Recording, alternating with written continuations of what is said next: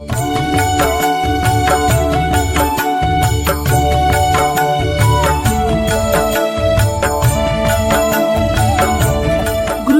और माँ गायत्री की चरणों में कोटि कोटि नमन। आप सभी को प्रणाम।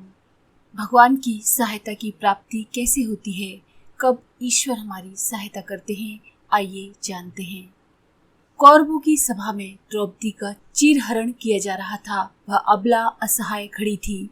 हृदय से पुकारने पर अप्रत्याशित ईश्वर की सहायता प्राप्त हुई और उनकी लाज बच सकी। दमयंती बीहड़ वन में अकेली थी। व्याघ्र उसका सतीत्व नष्ट करने पर तुला था। उसके नेत्र ज्योति में से भगवान की शक्ति प्रकट हुई और व्याघ्र जलकर भस्म हो गया। दमयंती पर कोई आँच नहीं आई। इसी तरह से प्रहलाद के लिए उसका पिता ही जान का ग्राहक बन बैठा था। बचकर कहाँ जाए। खंबे में से नरसिंह भगवान प्रकट हुए और प्रहलाद की रक्षा हुई। घर से निकाले गए पांडवों की असहाय स्थिति देखकर भगवान उनकी सहायता करने स्वयं आए। ग्राहक के मुख से गज के बंधन को छुड़ाने के लिए भगवान नंगे पैरों दौड़े आए थे। प्राचीन काल में ही नहीं, हमेशा से ही कितने ही व्यक्तियों को अदृश्य सहायताएं समय समय पर प्राप्त होती रही हैं। ईश्वरीय अनुकंपा मिलने की सिद्धांत सनातन और शाश्वत है। उस महान सत्ता के अनुदान जिन दो चैतन्य तारों से होकर प्रवाहित होते हैं और हर काल में प्रकट होते हैं, वे हैं श्रद्धा और विश्वास। विद्युत एक अदृश्य शक्ति है, पर उसे प्राप्त करने के लिए एक विशेष प्रक्रिया अपनानी पड़ती है। टंगस्टन के तारों में धन और ऋण विद्युत धाराओं के प्रवाहमान होने पर ही विद्युत शक्ति जन्म लेती है। बल्ब में उस अदृश्य विद्युत का प्रभाव दृश्य प्रकाश के रूप में परिणत हो जाता है। इसी तरह से चुंबक एक ऐसी शक्ति है जिसे देखा नहीं जा सकता, किंतु जब उसे एक विशिष्ट प्रक्रिया के द्वारा लोहे की सुई में पिरो दिया जाता है तो वह दिशा सूचक यंत्र बन जाती है।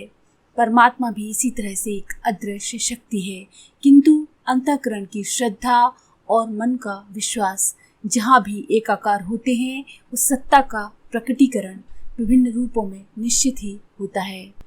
जो भी लोग साधना के क्षेत्र में प्रगति करना चाहते हैं, दिव्य ईश्वरीय अनुदानों को आकर्षित करना चाहते हैं, तो उसके लिए साधक की आंतरिक श्रद्धा ही प्रमुख रूप से उत्तरदायी होती है। इसीलिए हमारे ऋषियों और मनीषियों ने श्रद्धा और विश्वास को परिपक्व करने पर अत्यधिक जोर दिया है। व्यायाम के अनेक प्रयोग से शरीर का बल बढ़ता है।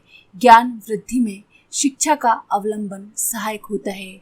धनी बनने के लिए उद्योग और व्यवसाय करने पड़ते हैं।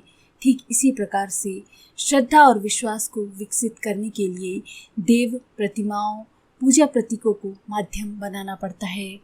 उसमें जब हम श्रद्धा को आरोपित करते हैं तो वही श्रद्धा वापस पलटकर हमारे पास प्रतिफल बनकर लौटकर आ जाती है। जैसे आपने कभी गदा को दीवार या धरती पर मारा हो, हथौड़े को मारा हो, तो वह वापस पलटकर उसी स्थान पर लौटती है जहां से उसे मारा गया था। ऐसी किंवदंती है कि शब्द वेदी बाण लक्ष्य को भेद करके वापस पुनः तरकश में आ जाते थे। गुंबज में की गई आवाज वापस एको होकर उस स्थान पर वापस टकराती है। पृथ्वी गोल है। यदि सीधी रेखा बनाकर चला जाए तो चलने वाला लौटकर वहीं आ जाएगा जहां से उसने चलना शुरू किया था। श्रद्धा देव प्रतिमाओं, पूजा प्रतीकों पर बहुत घने रूप में आरोपित की जाती है। वे निर्जीव होने के कारण स्वयं तो प्रकृति नहीं कर सकते, पर प्रतिक्रिया को सुनिश्चित रूप से प्रयोगकर्ता के ऊपर लौटा देते हैं। जैसे गोबर के बने गणेश भी उतने ही चमत्कारी फल प्रदान करते हैं जितने की असली गणेश कर सकते हैं। एकलव्य ने मिट्टी से बने द्रोणाचार्य की प्रतिमा से उतना लाभ प्राप्त किया था जितना कि असली द्रोणाचार्य से पांडव स्वयं भी नहीं उठा सके थे। ये श्रद्धा की शक्ति का ही चमत्कार है। देवता का निवास काष्ठ पात्रों अथवा पाषाणों में नहीं है, पत्थरों में नहीं है, अंतः की उच्च स्तरीय श्रद्धा में होता है।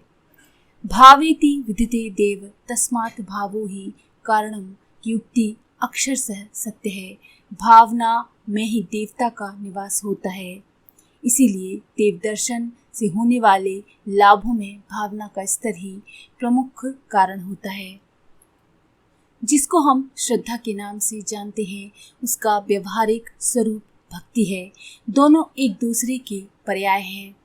श्रद्धा अंतरात्मा की आस्था है। श्रेष्ठता के प्रति असीम प्यार के रूप में उसकी व्याख्या विवेचना की जाती है। श्रद्धा की प्रेरणा है श्रेष्ठता से घनिष्ठता, तन्मयता एवं समर्पण की प्रवृत्ति का विकास। परमेश्वर के प्रति इसी भाव संवेदना को विकसित करने का नाम है भक्ति। भक्त को भगवान के प्रति अनन्य प्रेम उत्पन्न करना पड़ता है और उसे उस स्तर का बनाना पड़ता है कि सच्चे प्रेमी की तरह आत्मसात होने और आत्म समर्पण किए बिना चैन ही न पड़े। लौकिक जीवन में भी पत्नी पति के प्रति इसी प्रकार के आत्म समर्पण से पति के अस्तित्व के साथ अपना अस्तित्व मिला देती है। इसे ही विलय विसर्जन या समर्पण कहते हैं।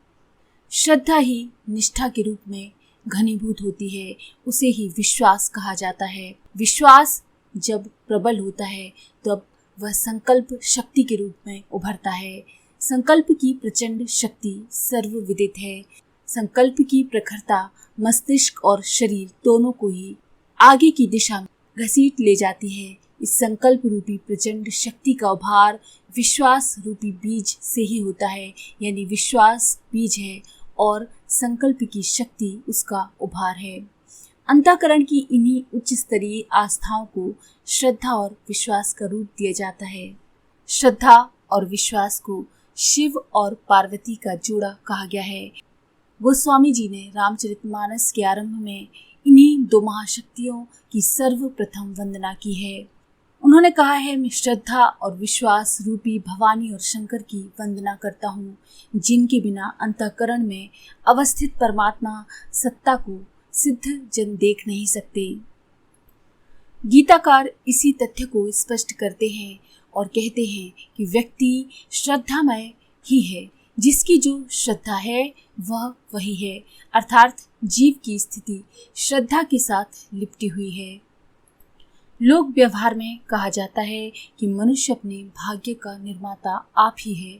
गीता इसी तथ्य को प्रतिपादित करती है। मनुष्य स्वयं अपना शत्रु और मित्र है। पतन और उत्थान की कुंजी पूरी तरह से उसके हाथ में है। निश्चित रूप से वह कुंजी अंतःकरण में सुरक्षित रखी है।